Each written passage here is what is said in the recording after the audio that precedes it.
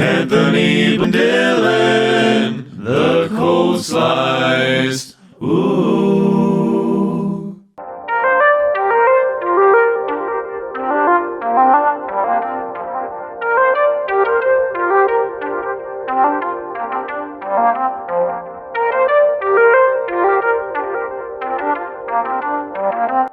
Welcome back to the Cold Slice Podcast.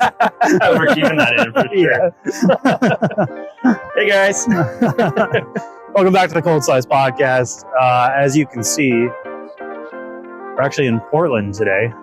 We hopped the bridge. Yeah, we did. We kind of crossed the river there for a second. But we have a special reason for doing that. That should be in another video. Or maybe this one, I don't know. Maybe I'll cut them together. Who fucking knows? We'll figure it out. All right, babe? Who knows? Okay. Anyway, so here we are. We went to Flatliner Burger. Flatliner. Yeah, we're gonna put it up. We were here. at Flatliners. Honestly, that food truck is killer. We got a card. Yeah. Flatliners Grill. Let me show you just real quick. But I don't know how good that looks on camera, but there's my very dainty fingers. Yeah, there you go. Yeah, we're gonna put that up on the screen. Flatliners knocked it out of the park. Jaden had the single bypass? Single bypass. Obviously, given the name Flatliner, their menu is pretty clever. Everything's got, and definitely for the right reason when you start looking at these different burgers and food items that they have on their menu, a pretty clever name to go along with it. So they got a single bypass, double bypass, triple bypass, the heart stopper. Oh man, and the list goes on. Awesome items.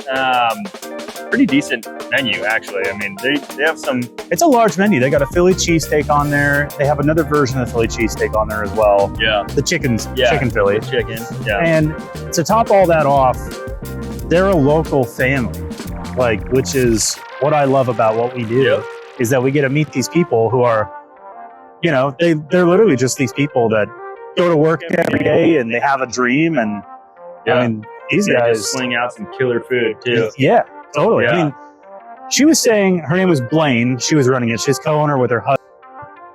So she's Blaine's co-owner with her husband, James. And they've been doing it, I think, a couple of months now, right? So they've been doing it for a little while from what I remember hearing.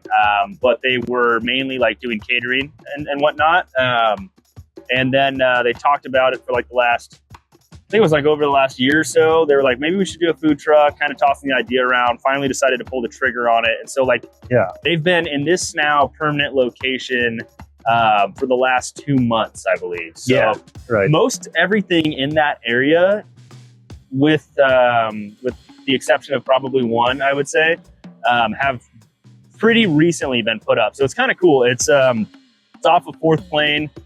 Definitely highly recommend going and checking the area out in general. You guys saw the business cards, so you'll see the actual addresses on there. But it was a parking lot right off the side of 4th Plain, and all these food carts are kind of taking up real estate and creating something really, really cool. So a lot of different options. But Flatliners was killer. Yeah, good stuff. I mean, I don't know. You'd have to really dig deep on Google Maps or whatever and do the way back in time thing. But that lot when I was growing up was nothing. And then all of a sudden it was a go-kart place at one point. Really? Yeah. Huh. And then, but otherwise it was just an empty lot that sat there for at least a decade. And then the go-kart place came along, and that, I don't know what happened to that, but they took off. And now finally we're getting more food. We're getting what the people want. Exactly. Yeah, we're giving the people what they want.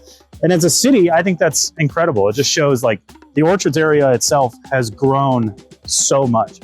Even since I was a kid, it used to be, I mean, I know all the old people say this, but it used to be literally fields. Now there's a Walmart there. Yeah. But yeah, times change. Flatliners, super, super cool. Blaine. We didn't get to meet James when we were there.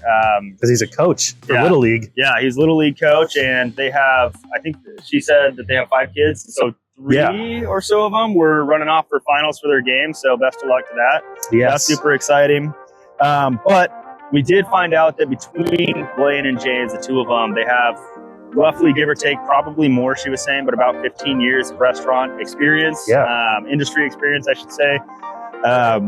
Just by looking at their cart, their menu, and kind of the way that they're carrying their business, they know what they're doing.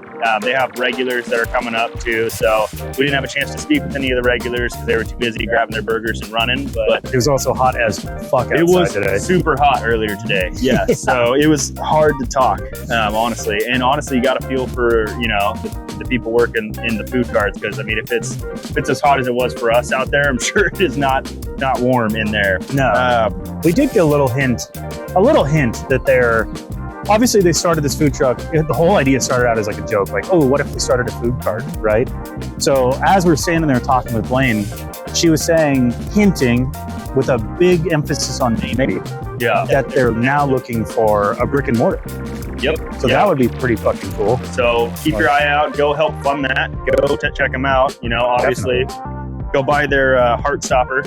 Yeah. They have a burger on the menu, I should say, a burger times 10, basically, on the menu that literally we had to ask for the play-by-play on it.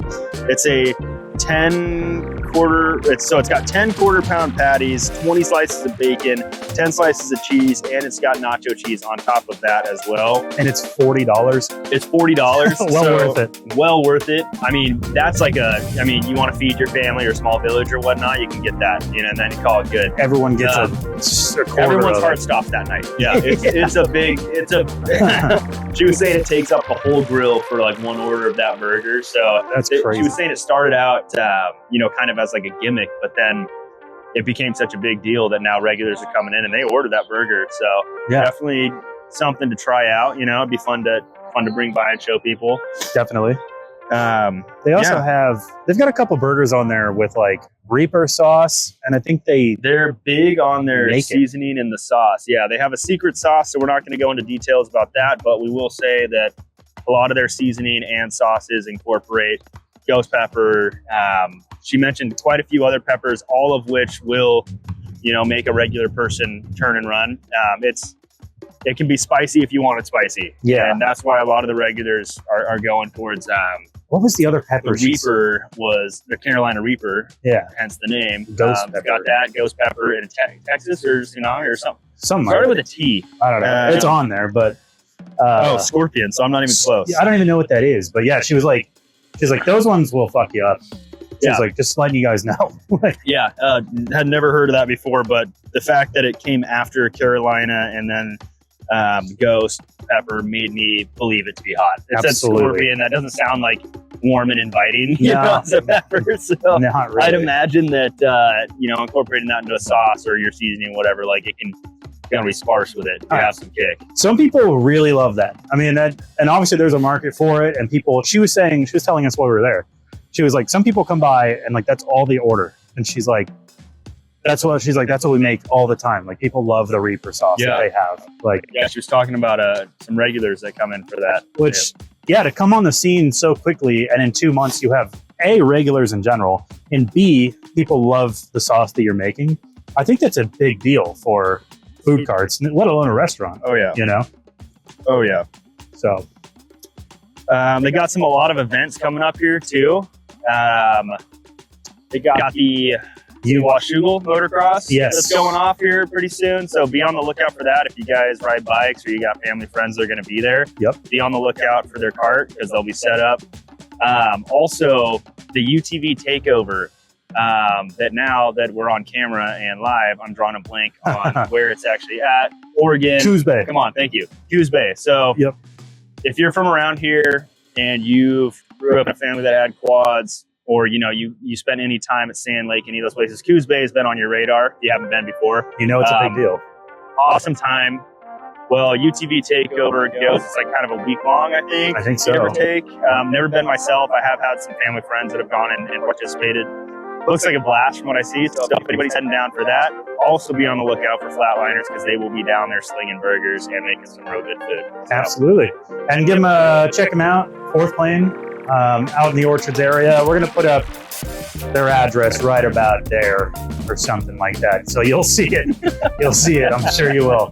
We'll also put up the pictures and videos that we took and their website as well. So actually, you know what? I forget that we haven't done one of these in a little while, but I will also put the QR code to their website right here. So if you're watching on your computer or your TV, that was a car, it's going to be up here. So just scan that and check them out. This has been another episode of the Cold Slice, an on the go episode. Yes, thank you. Thanks.